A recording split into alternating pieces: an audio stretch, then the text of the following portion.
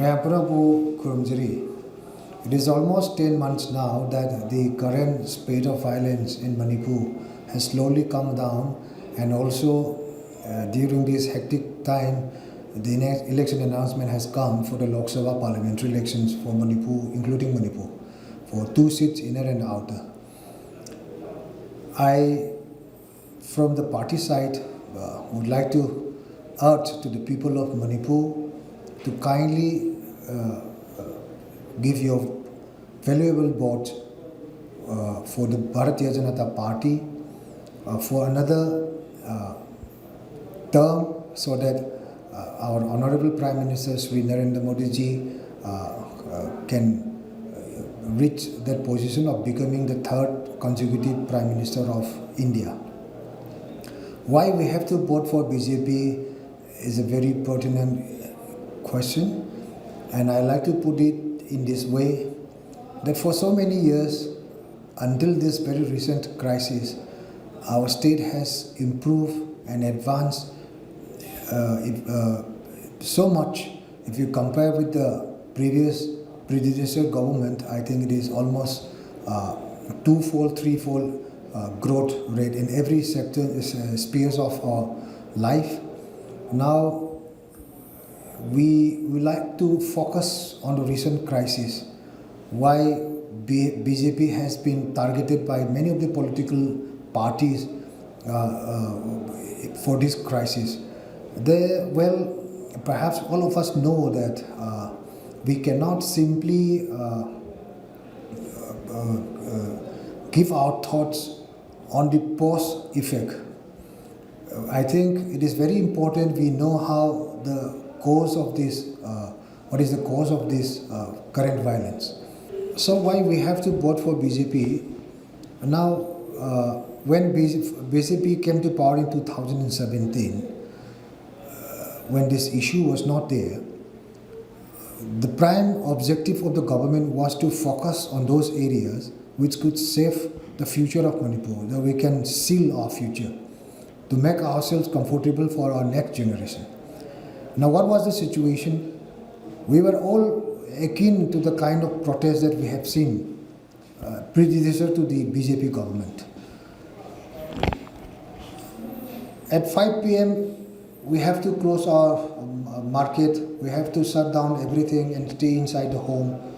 There was a general fear psychosis about the prevailing law and order situation at that time. It was transformed right after BJP came to power in 2017. The narrative of the story before 2017 was the regime of the fake encounters. Out of the 1,538 cases that we have in the Supreme Court, 1,200 cases are during this period, from 2002 to 2015. Now this shows the kind of fear that the people of Manipur was experiencing during this period. Now it was transformed. It was transformed overnight. I can still say it. In 2017, when first BJP came to power, it was changed. People were feeling that they are free to move around, have a feeling of rejoicing themselves, that they have been living throughout their life under this kind of pressure. Now above that, what was the transformation? Everything was going smoothly. Up to 2017, what was the 2014? What was this pace of development of the national highways? Why I am referring to this? Because Manipur is a landlocked state. It has only been connected by air and by road. And very luckily, even railway is about to connect Imphal. So what happened was the pace of development of these national highways was also 0.6 kilometer per day as compared to the national figure. It was very low. Now it has reached up to 1.6 kilometer per day. Now it is, I am just citing an example. Now coming to the current crisis, now every political party just before election is trying to blame the BJP for this. Now post-analysis cannot fully confirm or fully be construed as a true story. The true story will be what was the reason behind all these things, and what this government have done for this particular crisis. Now this is very important. Now, what has accumulated to this particular issue at this time is unknown to many. Many of our people are not aware of what is the facts, the factual ground figures. Now, as for instance, in 2011, in 2030, if I am not correct, the official Myanmar refugees figure was around 24,000. Maybe subject to correction, maybe 24,000, 28,000. Maybe there. Now, the unofficial Myanmarese refugee in Manipur, no one knows. There is no system in place that we could count these illegal refugees in entrance from Myanmar. Why we are not in a position to do that? Because Myanmar is a very porous boundary. We have a very porous boundary with Myanmar, and also there is a regime called a free movement regime. Because of that, any citizen from both sides can at least travel up to 16 kilometers inside one another. So all these factors aided to this demographic influx from Myanmar. Now there is a big trade, we know it. Now what happens when BJP came to power from 2013 up till now, in those one particular area, in one particular region, the number of villages that have come up was extraordinarily high. Say, just to cite an example, if you take the total count, it is something like this, from 33 villages to 750 villages. So these things are happening in the ground. No one has seen it. Now, the government of Manipur, at that time when BJP came to power, declared war on drugs.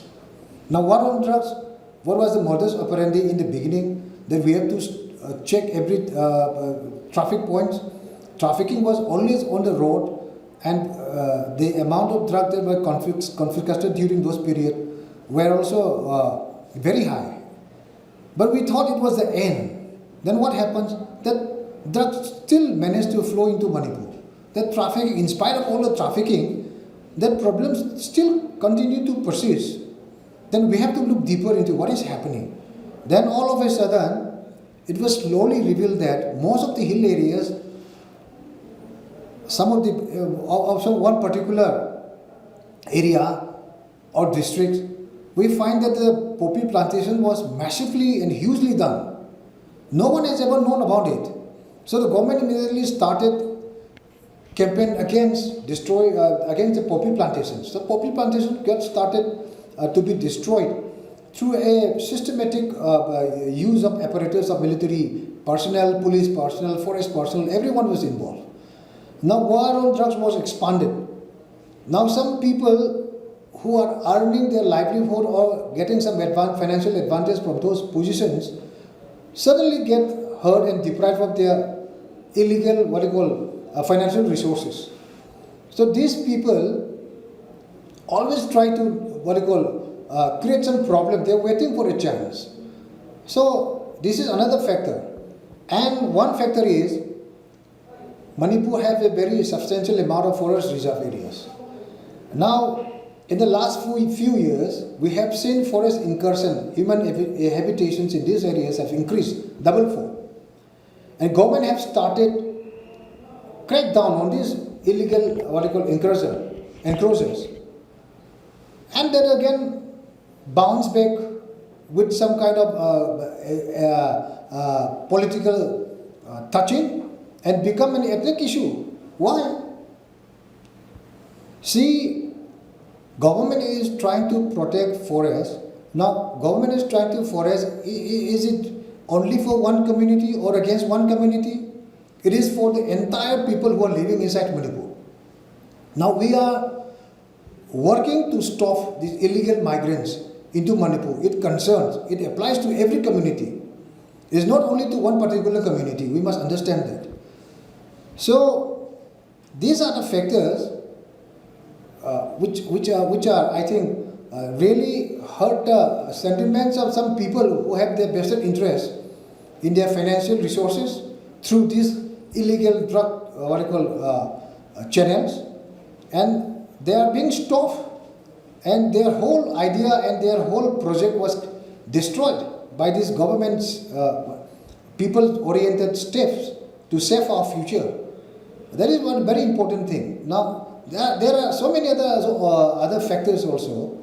Say, for instance, see, there is a regular pace of development of our activities, economic activities, both in the valley and the hill. Now you cannot decide, geography, as per geography, the valley is only 10%. Now equal distribution of funds, if you examine and go through the financial budget expenditure, I think it is almost equivalent. In some areas, even in roads and others, I think the hill areas have, by the virtue of the geographical position, have greater investment. So even in these areas also, there is politics being played. So there are many factors which is leading to this current crisis, but the government is firm to its commitment that will continue with its own policy to stop illegal trafficking, to intensify war on drugs. Government will continue to stop forest incursion, and above that, very recently, there is a historic assembly resolution that NRC would be implemented. For the implementation of NRC, they have taken a resolution in the floor of the assembly, and it was moved, member resolution, moved by one particular Naga MLA, supported another Naga MLA, and then it was wholly approved by the entire House, and it's become history. So who knows, after this election, NRC might be implemented in Manipur. So looking into all these details and facts and what the government have done during this short period of 7 years in Manipur and 10 years in the center. Now regarding, I'm referring all my points into the context of Manipur. Now in the national context, India is becoming the third economic power in the next 10-20 years.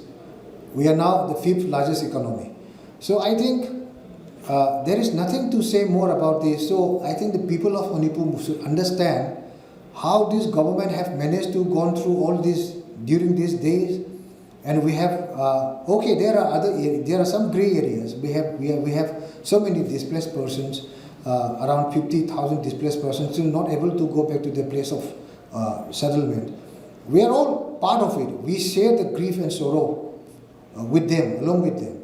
So it's not an isolated case that one political party can take the political advantage of this. We are also part of this. The BJP is entirely with the displaced persons, their sorrow, their grief. We are with them. Whatever we can, the government is trying. At individual level, so many organizations have also come up. So it's not a political game. It's a destiny that we must fight on to save our future, to reaffirm our commitment to save our next generation, and to make Manipur, free from drugs, free from illegal migrants. Now, otherwise, we will become another Tripura. So, I think it is very important. If you look into all these things, it is high time that people of Manipur realizes things in the ground and give their valuable votes to BJP for another term. Now this is the only way we move forward.